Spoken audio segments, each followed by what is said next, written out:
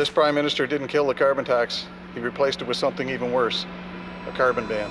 This government's plan to ban the sale of gas-powered vehicles by 2035 isn't just out of touch.